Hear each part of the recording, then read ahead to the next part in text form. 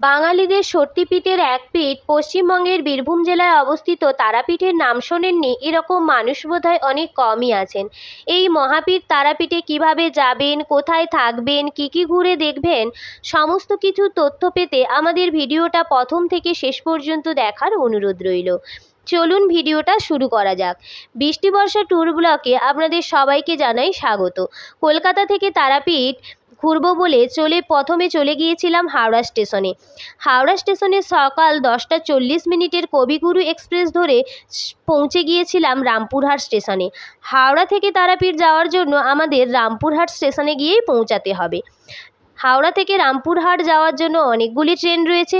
সকাল 6:05 Ganadevata express, 8:55 Kulik express, এছাড়া শিয়ালদা থেকেও কিন্তু আপনারা অনেক ট্রেন পেয়ে যাবেন।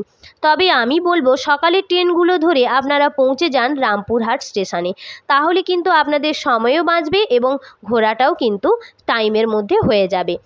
আমরা এই 10:40 ট্রেন ধরে পৌঁছে গিয়েছিলাম 2:40 রামপুরহাট স্টেশনে গিয়ে। 2 আমাদের জনপ্রতি ভাড়া পড়েছিল 100 টাকা করে। এরপর আমরা রামপুরহাট স্টেশনের প্ল্যাটফর্ম পেরিয়ে একেবারে চলে এসেছিলাম বাইরে। এখানে অনেক অটো দাঁড়িয়ে থাকে। অটোগুলো আপনারা কিন্তু আপনাদেরকে মন্দিরের সামনে পৌঁছে দেবে। এই অটোতে আমাদের জনপ্রতি ভাড়া পড়েছিল 40 টাকা করে, তবে এটা শেয়ার ভাড়া। আপনারা যদি পার্সোনালি বুক করতে চান তাহলে সেটা করে নেবেন। এরপর মন্দিরের সামনে অনেক হোটেল রয়েছে। আমি বলবো আপনারা মন্দিরের কাছাকাছি যে কোনো হোটেলে থাকতে পারেন, তাহলে আপনাদের মন্দিরটা যাতায়াতের সুবিধা হবে। আমরা থেকেছিলাম এই আদর্শ লজে। এখানে আমাদের রুম ভাড়া শুরু হয়েছিল 500 টাকা করে। নন এসি, এসি রুমের ভাড়া কিন্তু সেক্ষেত্রে বেশি পড়বে, আপনারা সেরকম দেখে ভাড়া করে নেবেন। এরপর আমরা রুমে এসে স্নান করে পুজো দেওয়ার জন্য মন্দিরের উদ্দেশ্যে চলে গেলাম। যেহেতু আমরা একেবারেই মন্দিরের কাছে হোটেলে ছিলাম, তাই আমরা পায়ে হেঁটেই চলে গিয়েছিলাম মন্দিরের কাছে। মন্দিরের সামনে অনেক ডালার দোকান আছে। আপনারা এই ডালার দোকান থেকে নিজেদের পছন্দ মতো ডালা কিনে লাইনে দাঁড়িয়ে পড়ুন পুজো দেওয়ার জন্য। তবে এক্ষেত্রে বলে রাখি, তারাপীঠে পুজো দেওয়ার জন্য বেশ কিছু লাইন রয়েছে।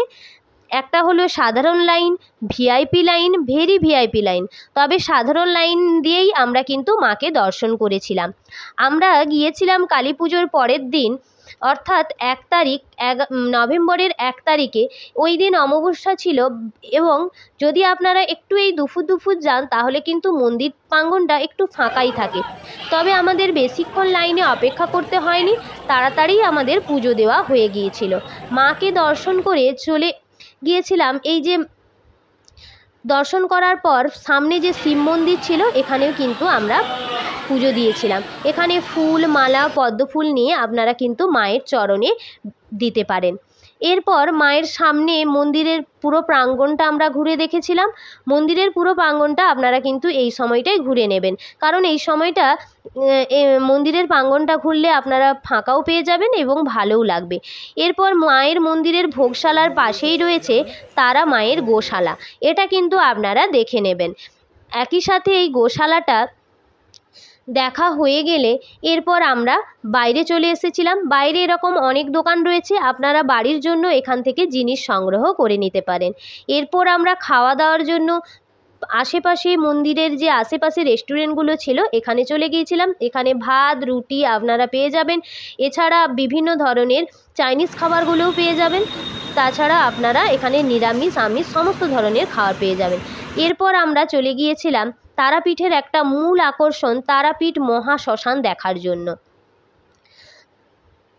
তারাপীঠ মহাশ্মশানে তান্ত্রিক আচার অনুষ্ঠান করার একটি মহাপরিচিত স্থান। তারাপীঠের মূল আকর্ষণ বামাচরণ চট্টোপাধ্যায় অর্থাৎ বামাখ্যাপা। তন্ত্রধর্মে তার স্থান সবার ওপরে। তারাপীঠ মহাশ্মশানে রয়েছে তারা মায়ের চরণ যুগল, এখানে আপনারা পুজো দিয়ে দিতে পারেন। এর পাশে রয়েছে বামাখ্যাপার সমাধি মন্দির। এরপর সাধক বামাখ্যাপার ঘাট থেকে দ্বারকা নদীকে খুব সুন্দর দেখায়। এখানে দ্বারকা নদী দেখার পর এখানে কিছুক্ষণ সময় কাটানোর পর সন্ধ্যের দিকে আমরা আবারও চলে গিয়েছিলাম তারা মায়ের মন্দিরে। তারা মায়ের মন্দির কিন্তু ভোর 5টার সময় খোলা হয় এবং রাত্রি 10টার সময় বন্ধ করা হয়, কিন্তু দুপুরে কিছুটা সময় মন্দির বন্ধ থাকে। সন্ধে আরতি দেখার পর রাত পর্যন্ত মন্দিরে সময় কাটানোর পর খাওয়া দাওয়া সেরে আমরা চলে গিয়েছিলাম হোটেলে। পরের দিন সকালে আমাদের 8:10-এর ইন্টারসিটি এক্সপ্রেস ধরে চলে গিয়েছিলাম কলকাতা ফেরার উদ্দেশ্যে। এখানেই আমাদের একদিনের তারাপীঠ ভ্রমণ শেষ হলো। যদি আমাদের ভিডিওটা ভালো লেগে থাকে তাহলে লাইক কমেন্ট শেয়ার করতে ভুলবেন না। আপনারা আমাদের সাথে করে আর কোন কোন জায়গা ঘুরে দেখতে চান সেটাও কিন্তু কমেন্ট করতে ভুলবেন না। ধন্যবাদ।